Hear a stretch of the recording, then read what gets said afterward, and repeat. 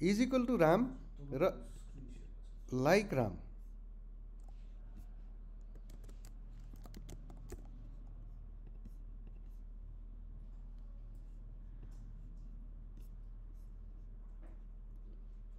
गर्नु एउटै भयो र त्यसपछि कस्टमर नेम लाइक RA% गर्नु भनेको RAबाट सुरु भएको जति पनि लिस्ट छ तिनीहरूलाई रिप्रेजेन्ट गर्यो र त्यसपछि customers name like A to Z and A to Z भनेको 4 डिजिट्स क्यारेक्टर भएको त्यसपछि जतिसुकै लेन्थ भएको लिस्टलाई रिप्रेजेन्ट गर्ने भयो र यदि हामीले लाइक A to Z अनि constant character A and A to Z गरेको छौँ भनेदेखि फर्स्ट क्यारेक्टर A देखि Z सम्मको जुनसुकै क्यारेक्टर सेकेन्ड क्यारेक्टर चाहिँ A नै हुनुपर्ने र थर्ड क्यारेक्टर A देखि Z सम्म जुनसुकै क्यारेक्टर भएको र त्यसपछि चाहिँ जतिसुकै लामो टेक्स्टहरू जति पनि छन् त्यो रेकर्ड्सहरूलाई रिट्राइभ गर्न खोजेको हो। त्यस्तै गरेर अब हामीले कन्ट्याक्ट नम्बर्समा 0 to 1 गरेको मतलब के हो त भन्दाखेरि फर्स्ट डिजिट जहिले पनि 0 or 1बाट सुरु भएको मात्रै हुनुपर्छ भन्न खोजेको हो। यदि हामीले यहाँ 1 देखि 9 गऱ्यौँ भनेदेखि हामीसँग कुनै पनि रेकर्ड म्याच हुँदैन किन हाम्रो लिस्टमा त्यो रेकर्ड्स नै छैन हो। हाम्रो लिस्टमा एउटा मात्रै भ्यालु छ त्यहाँनिर 0002 है। अब त्यसपछि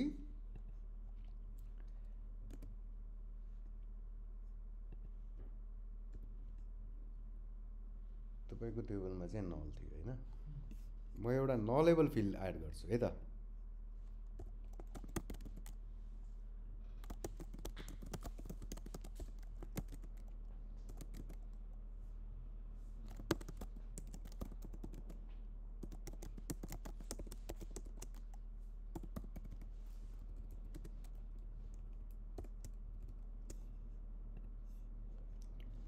अब यहाँ हामीसँग एउटा एडिसनल कलम छ टेस्ट कलम। अब यसमा मैले एउटा अपडेट गरेँ, update customers set test column is equal to my name where customer ID is equal to 1 गर्न मिल्छ?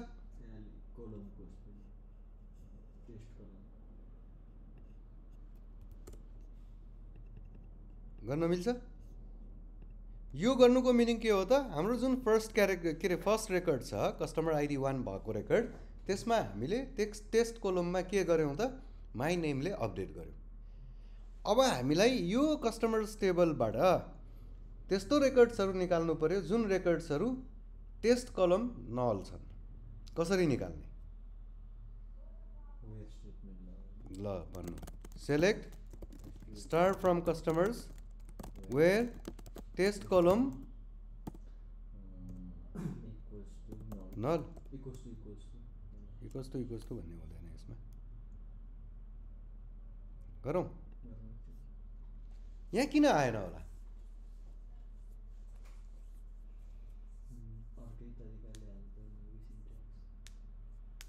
अब यो नल भनेको आफैमा मैले भने तपाईहरुलाई पहिला पनि भनेको थिएँ, नल यस्तो भ्यालु हो जुन हामीलाई दुःख दिन्छ। त्यही भएर हामी सकेसम्म नललाई युज नगर्ने भनेको रिजन त्यो हो। अब यस्तो अवस्थामा चाहिँ हामीले इज इक्वल टु नललाई कि त हामीले नल भ्यालु एक्सप्रेसन अन गर्नुपर्छ या त हामीले के गर्नु पर्यो त यसलाई इज इक्वल टु नगरिकन इज नल गर्नुपर्छ है। इज इक्वल टु नल गर्ने होइन कि इज नल हो। अब यही केसमा मैले नेगेसन युज गरिदिएँ, नेगेसनलाई मैले जोइन गरिदिएँ भने एड गरिदिएँ भने अब यसको यो केसमा के हुन्छ त रिभर्स रिजल्ट सेट आउँछ जसमा हामीसँग नल नभएको रेकर्ड एउटा छ भने त्यो रेकर्ड नै आउँछ। ठिक हो?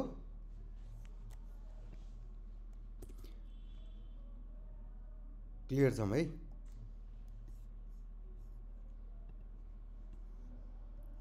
के डेट थियो यहाँ? Date of join. अब भन्नुहोस् जो कस्टमर्स 3 महिनाभन्दा पुरानो हुनुहुन्छ उहाँहरूको लिस्ट मात्रै निकाल्नु पर्यो। 3 महिनाभन्दा त कोही पनि छैन कि क्या हो? ल मान्नुहोस् न अहिले 19 छ भनेपछि आज कति हो 22 ल 10 दिन अगाडिसम्मको 10 दिनभन्दा बढी एज भएको कस्टमर्सहरू निकाल्नु पऱ्यो भनेको हामीलाई जोइन डेट जति छ 10 दिनभन्दा बढी भएको कस्टमर्सहरू निकाल्नु पऱ्यो के गर्ने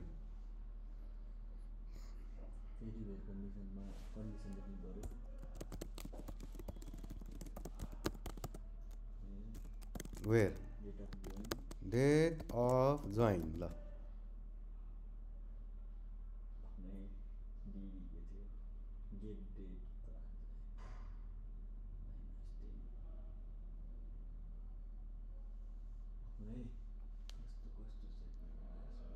रोक्नु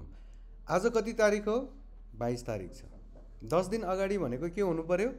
कमसेकम 12 तारिक 12 तारिकसम्ममा जोइन गरेको हुनु पर्यो कमसेकम हो त्यो भनेको मिनिङ के हो त 12 तारिक पछिको हामीले डेटा चाहियो भनेपछि 12 तारिकको डेटा ग्रेटर देन यो हो गर्नुपर्ने हो हैन डेट अफ जोइन चाहिँ लेस देन इक्वल्स टु 0 भयो भने त त्योभन्दा मुनिको आउने भने त ग्रेटर देन त्यो डेट हुनु पर्यो नि हैन अनि पो आउँछ नि त्यति 10 दिन भन्दा पुरानो भनेछु 10 दिन भन्दा पुरानो भए त यही हो लेस देन इक्वल्स अब 10 दिन एज मिनिमम 10 दिन पुगेको भन्नुको मिनिङ के हो त यो भयो भने मात्रै 10 दिन पुगेकाहरू हुन्छ नि यो भन्दा पछि जोइन गरेकाहरू त 10 दिन पुगे र पुगे छैन मैले त के सम्झे 10 दिन भित्रमा एकजना मात्रै हो तर अब यो त अहिले हामीले 1/12 दियौँ कन्स्ट्यान्ट भ्यालु भोलि जाँदाखेरि त 1/12 नै हुन्छ फेरि भोलि त अर्को पनि 10 दिन पुग्या हुनसक्छ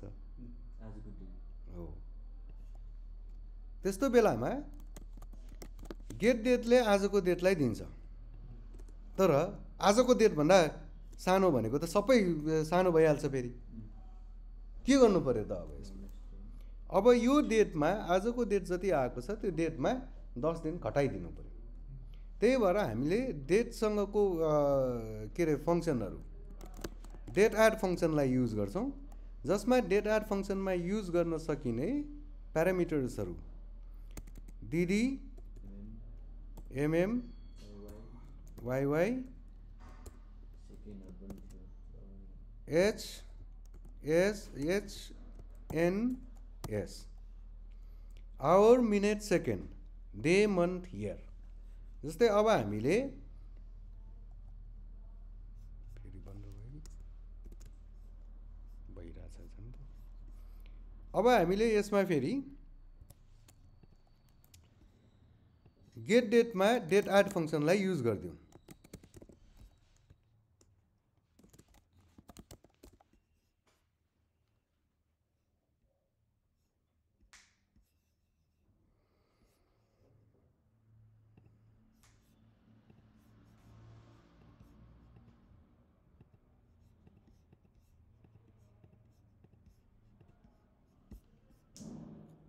डेट एड फङ्सनलाई युज गरिदिउँ र त्यसमा हामीले डेलाई एड गऱ्यौँ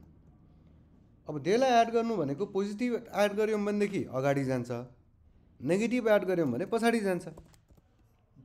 भनेको गेट डेटमा हामीले -10 डेज एड गर्नुको मिनिङ के हो त आजको भन्दा 10 दिन अगाडिको डेट लिई भन्न खोजेको हो गेट डेट त आजको डेट लियो नि तर त्यसमा हामीले -10 डेज एड गर्नु भन्नुको मिनिङ के हो त आजको डेटमा 10 दिन घटाउनु भनेको हो नि यदि हामीले +10 गरेको भए आजको डेटमा 10 दिन जोड्नु भनेको हुन्छ हैन सो अब यो गर्यौँ भनेदेखि जे रिजल्ट हामीलाई चाहिने हो त्यो रिजल्ट आयो हैन अब मान्नुहोस् कस्टमर्सको डेट अफ जोइन छ डेट अफ बर्थ छ मान्नुहोस् डेट अफ बर्थ छ अथवा ल डेट अफ जोइनलाई नै मान्नुहोस् अहिलेलाई आजसम्म जोइन गरेको कति दिन भयो भनेर निकाल्नु पर्यो के गर्ने कति दिन भयो त आजसम्म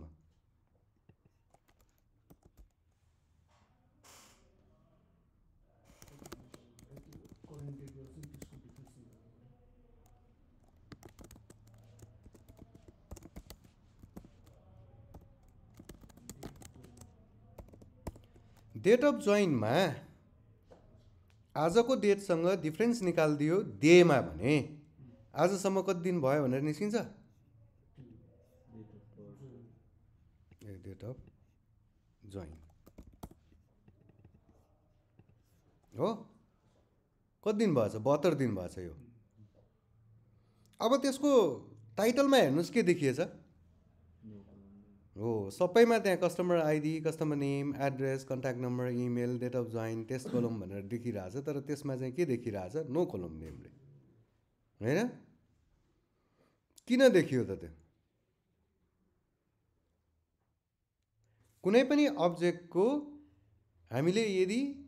कम्प्युटेड भ्यालु निकाल्छौँ भने त्यो अब्जेक्टको कुनै पनि नेम हुँदैन त्यसलाई हामीले नेम रिप्रेजेन्ट गर्नु पर्यो भने एलाइस नेम दिनुपर्छ एज नम डेज टिल डेट आजसम्मको नम्बर अफ डेज हो अब त्यो जुन टेस्ट कलममा छ नि त्यहाँ नल आइरहेछ नि तर अब हामीलाई नल देखाउनु छैन नलेबल फिल्ड त हो तर हामीलाई नल देखाउनु छैन अथवा भनौँ हामीले कुनै के अरे डेटा रेस्पोन्स दिँदाखेरि नल भ्यालु हामीलाई दिनु छैन किन नल हामीले त्यहाँ पास गऱ्यौँ भने उसलाई पनि क्यालकुलेट गर्न गाह्रो हुन्छ हैन नल दिनु छैन भने अब त्यस्तो बेलामा के गर्ने म त्यो जस्ताको तस्तै राखिदिन्छु इज नल टेस्ट कलम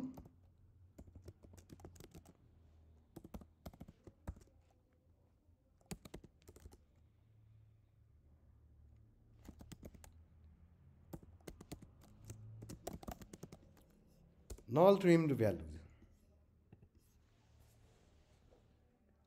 त्यसको भ्यालु त नल हो नि त्यहाँबाट रिटर्न भइरहेको भ्यालु त नल हो नि तर हामीले रेस्पोन्स दिँदाखेरि अथवा रिजल्ट सेटमा हामीले भ्यालु रेस्पोन्स दिँदाखेरि चाहिँ के गर्यौँ त यदि त्यसमा नल छ यो इज नल भन्ने जुन फङ्सन छ इज नल फङ्सनले के गर्छ त इफ द कलम अथवा the field contains the null value or not यदि भ्यालु त्यसमा नल भयो भने ट्रु रिटर्न गर्छ र त्यसको सेकेन्ड प्यारामिटरमा जे भ्यालु पास गऱ्यौँ त्यो भ्यालु जान्छ यदि होइन भनेदेखि त्यहाँ जे भ्यालु छ त्यही नै भ्यालु आउँछ